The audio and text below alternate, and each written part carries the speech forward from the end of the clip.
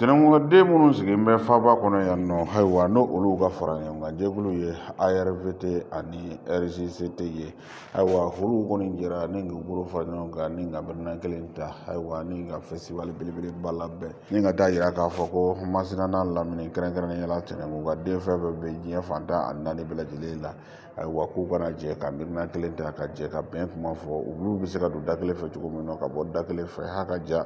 Mali bɛɛ lajɛlen bɛ se ka jɛ cogo min na ayiwa ni ka kelen fɔ ayiwa ni ka jira k'a fɔ ko siya woloma mankan ayiwa o min bɛ k'a fɔ ko o bɛ olu fɛ yen nɔ ko i y'a faamuya b'a la o tɛ olu ka ko ye ayiwa fɛn min ye i y'a faamuya b'a la n'i y'a jateminɛ k'a lajɛ olu ka sigidaw la fɛn min ye filaw fo ka taa se i y'a faamuya b'a la bamananw ma ani kɛrɛnkɛrɛnnenya la dɔgɔnɔw fo ka taa se bozow ma ayiwa ani kɔrɔbɔrɔw ayiwa ninnu bɛɛ lajɛlen bɛ ɲɔgɔn kan u bɛ kan kelen fɔ ayiwa o de kɛra sigika baro ye sigika baro min ayiwa n'u y'a n'u don kɛrɛnkɛrɛnnenya la sibirido sɔgɔmada fɛ nɛgɛ ɲɛ 9 waati palais de la culture la ayiwa a kɛnɛ kana na maa hakili janinen minnu bɛ ka sigika baro in kɛ o de ye Abdulaye Idrissa Mayiga ye n'ale ye premier ministre kɔrɔ ye an ka jamana kɔnɔ yan ani Usumani Si ale fana ye ministre kɔrɔ ye jamana in kɔnɔ yan nɔ ayiwa ninnu kɔni taara kuma k'a jira bɛɛ lajɛlen la k'a fɔ ko jamana in ye kelen ye siyako kɛlɛ o tɛ anw fɛ yan nɔ ayiwa bɛɛ ye kelen ye k'a daminɛ i y'a faamuya b'a la finma fo ka taa se jɛmanw ma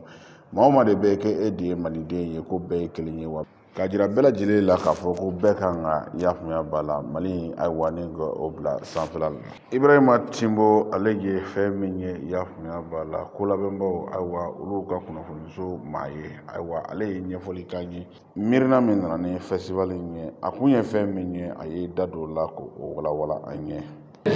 Ni ye hakilina ye mun taara Tɛnɛnkukadenw fɛ a sifinnakaw ka fara kɔrɔbalenw kan association jɛkulu fila olu de farala ɲɔgɔn kan a bɛ fɔ mun ma ARVT n'o ye jɛkuluba ye association des ressortissants du cercle de Tɛnɛnkuka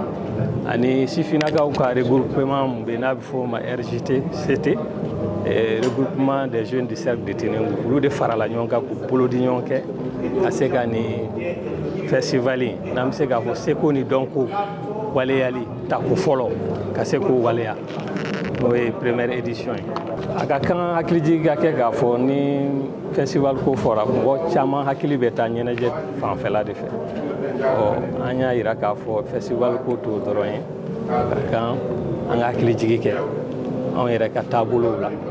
an ka lawale ko kɛrɛnkɛrɛnnenya la Masina kɔnɔna n'i y'a ye k'a fɔ anw yɛrɛ bɛ Bamakɔ yan an bɛɛ bɔra yen de fɔlɔ ka n'an yɛrɛ sɔrɔ yan an n'an ka tabiyaw don an n'an ka danbew de nana Bamakɔ yan a ka kan o danbe ninnu an k'o tɔpɔtɔ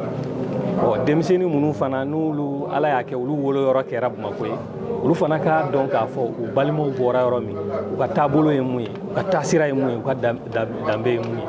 donc festival in kɛ kun ye kɛrɛnkɛrɛnnenya la conférence n'o ye sigikafɔ ye an bɛ mun na sisan o bɛ ka kuma o de kan ka fara gɛlɛya fana kan mun bɛ Masina hokumu kɔnɔna na aw yɛrɛ b'a kalama Tɛnɛnkuka b'o kɔnɔ ka hakilijagabɔ kɛ k'a lajɛ o gɛlɛyaw bɛ se ka wuli cogo min o hakilijagabɔ kɛnɛ de ye nin ye o la ka taa se su in na ma n'o ye an yɛrɛ ka danbew ye finidon cogo dumuniw minnu bɛ k'anw fɛ an ka taabolo ka se k'o fana yira ani ɲɛnajɛ kɔnɔna fana na an bɛ se ka festival in a daminɛna nin y'a kalo damadɔ ye parce que festival tɛ a don dɔrɔn ye yan'a ka se o bɛɛ ye festival ye komi an b'a fɔ cogo min an bɛ ɲɔgɔn ye minnu kɛ hakilijaga minnu kɛ hakilijagabɔ minnu kɛ an bɛ se k'a fɔ a daminɛna ka baaraw yɛrɛ sinsin nin ye a dɔgɔkun kelen ka na se sisan ma mais bi de a bɛɛ kuruba bɛɛ kɛ bi n'o ye activité fanbaw ye. Madame Sise Fanta Sise ale ye tɔn ye musolakaw ka kumalasela ye ayiwa ale kɔni ye da don kɔrɔfɔw la fɛn min labɛnnen bɛ u bolo don kelen in kama a ye caman ɲɛfɔ an ye a ko la. I yɛrɛ ɲɛ b'a la cogoya min na Tɛnɛnkuka bɛ ba de kɔnɔ ani n bɛ se k'a fɔ an ka dugu basilen bɛ ba kɔnɔna de la quoi ka taa Jafara bɛ Tɛnɛnkuka ja bɛɛ b'a dɔn k'a fɔ ko o yɔrɔ ye jima yɔrɔ don quoi voilà donc ni y'an ka festival tako fɔlɔ ye danfara mun bɛ an ni tɔw cɛ an ka kɔrɔlenw bɛ an bɛ mun k'an ka dugu la an ka kɔrɔlenw an ka dumuniw an ka finidoncogow an n'an ka sigiw bɛ kɛ cogoya min na dugu kɔnɔna la donc o y'an ka taabolo dɔw ye komi aw ɲɛ b'a la cogoya min na sɔgɔmada in na an ye conférence kɛ an y'an ka cadre wele ministre welela Abdoulaye Mayiga ani Ousmane Sy ɲɛ b'a la cogoya min na thème minnu kɛra salle kɔnɔna la ani su in na fana soirée traditionnelle b'an bolo a jɔyɔrɔ an musow jɔyɔrɔ ye mun ye festival ko in na bɛn ni keleya bɛ se ka na jamana kɔnɔ cogoya min na an bɛ se ka bɛn ni keleya nati jamana kɔnɔ cogoya min na an ka jɔyɔrɔba baselen b'o de kan ani an ka sigiw bɛ se ka ɲɛ cogoya min na an ka jamana an ka région taabolo la an ka région culture ye mun ye an b'o yira an ka culture ye mun ye an ka tabiyaw an bɛ taa ni fɛn minnu ye an b'o yira jama la hakililajigila an b'a da tulo kan k'a fɔ ko fɛn min ye festival in ye a dabɔkun tɛ dɔwɛrɛ ye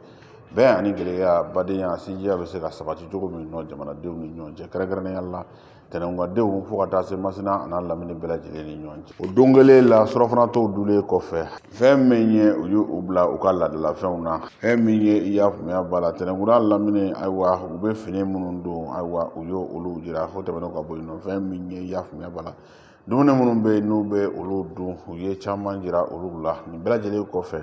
laadalafɔliw caman kɛra a ko kɛra i y'a faamuya b'a la ɲɛnajɛba ye k'a kɛ nisɔndiyakoba ye ayiwa an bɛ dugawu kɛ ala ka san wɛrɛ ta jira an na.